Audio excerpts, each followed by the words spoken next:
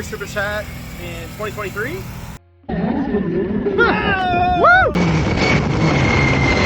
Alright, so this year, 2023, we've been pretty focused on my wife's half-mile goals with our Mustang. So last year we went 203. This year we had some pretty ambitious goals, which unfortunately we didn't meet. But a handful of things we changed here include a flat floor, which was a whole lot of work and ended up being a bit of a problem just because of the material I used. I made it all out of 40 thou aluminum, and it just wasn't rigid enough in a few places. We also went to a 145 AR turbine housing on our FIS S400 base 94 millimeter. Put a mechanical fuel pump on it, which required me to make a fuel surge tank under the hood. We also added a second set of Deca 220 injectors, so now we have 16 Deca 220s, which allow us to run the car on M5 now, which is cool. So then we put the car on the dyno, dialed in the fuel system.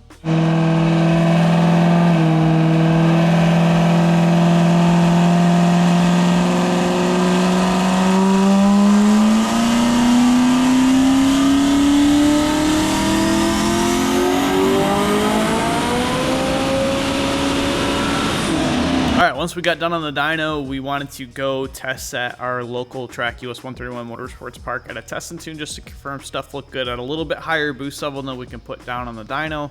Before doing that, I touched up some of the floor stuff, made some rear diffuser kind of thing, added a push bar to the car for those just in case scenarios, and then we went testing.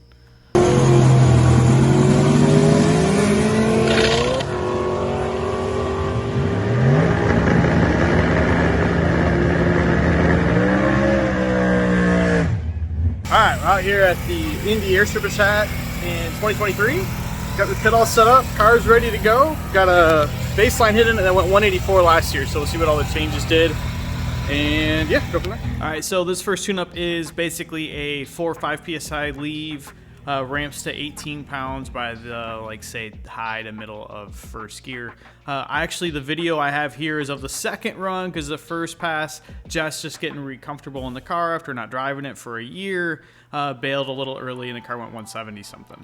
1,500 horsepower, Smith Blue Mustang up this really fast with GTR. That's the first car.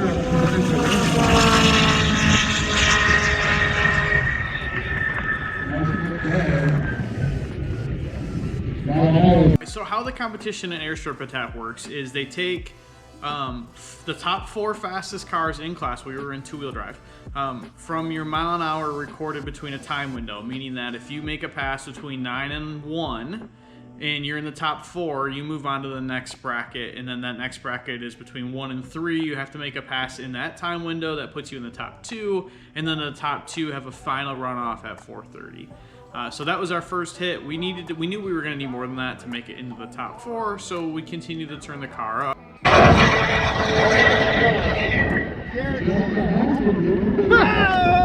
All right, that hit there was 204.45 mile an hour. That got us solidly into the top 4. So the next step was to get into the top 2. So far that day we've been doing okay. We were, I believe that put us 3rd quick for the day. So we had to go at least 210 to get into the top 2 we knew. So we turned it up a bit more and went back at it.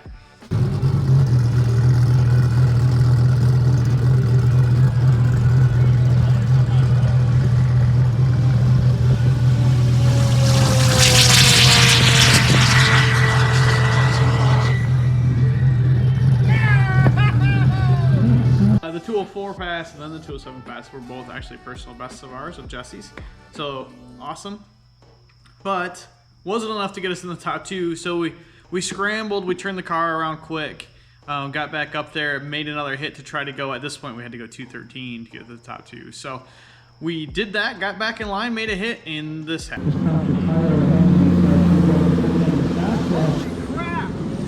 Go!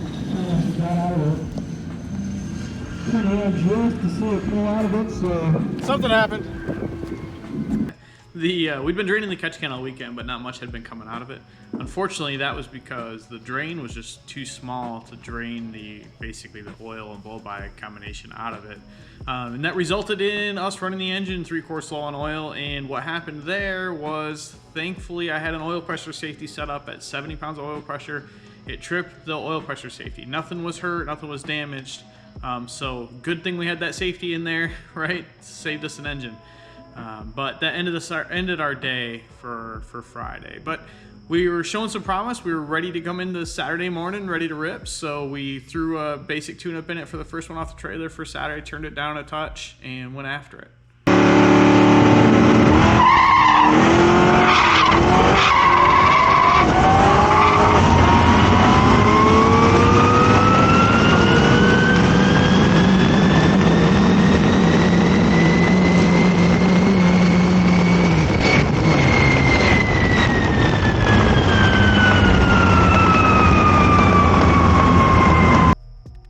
All right, so first off the trailer, I pulled some power out of it. So we had been turned up to like 40 pounds, 43 pounds of boost, basically everything that our S494 would make.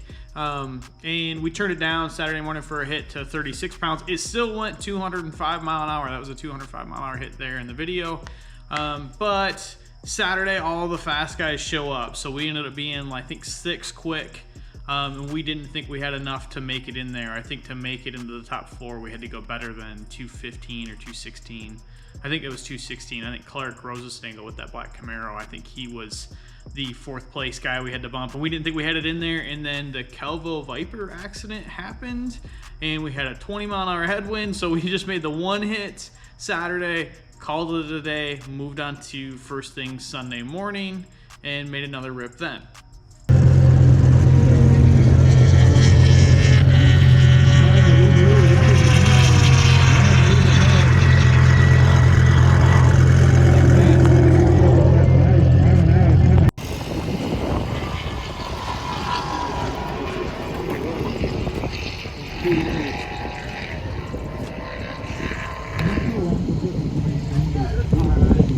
Alright, so as you can tell from the guys pushing the car in the trailer, we only made one hit Sunday. We thought we heard it. There's a long explanation for that, but in short, the engine went into a bit of an idle hunt on decel and it shut off. It had a decel oiling problem, and at the point it shut off, it hadn't gathered itself back up and hadn't built any real oil pressure yet. And the primary timing chain tensioners in this don't have a ratchet mechanism to hold them out, and because they had no oil pressure, they collapsed all the way. So when Jess went to start the car, it knocked real bad. It didn't fire. I went down there, rolled the thing over, and it knocked real bad too.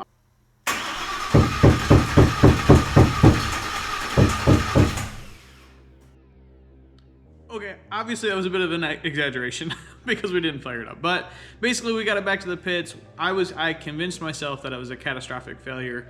Come to find out, we got it back. I tore the valve covers off of it, pulled the oil filter, went through everything, inspected it very well. Nothing was actually wrong with it. It was just those tensioners were collapsed, and the noise we were hearing was the tensioner guide basically hammering on the front of the tensioner when the tensioner would bottom out.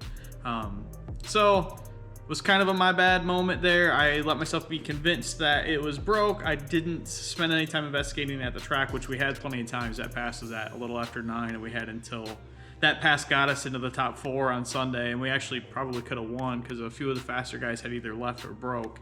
But that's unfortunate. Things happen. We learn from them. We move forward, right? So the S494 is officially maxed out. We've got plenty of fuel system now. We were 60% injector duty cycle on the 16 Deca 220s on methanol on M5. We are running 90 pounds of base fuel pressure. It's making a good clip of power, but that S400 chassis just isn't going to cut it for us anymore. So we are going to put either a single GT55 on it, maybe somewhere in the 98 to 104 millimeter setup, or a pair of twins. We haven't decided yet. I'll do some more videos as we progress with this thing and change the entire turbo setup in the car. We're gonna change quite a bit of stuff this winter, but yeah, that was it for our Indy Airstrip Attack 2023. I'm gonna try to do a better job of keeping up with the videos on upgrades of this thing coming forward. And if there's anything else you guys want to see or want me to go in depth on, like the new mechanical pump fuel system with a surge tank and how that operates with the OEM tank still, any of that kind of stuff, let me know and we'll make a video for it.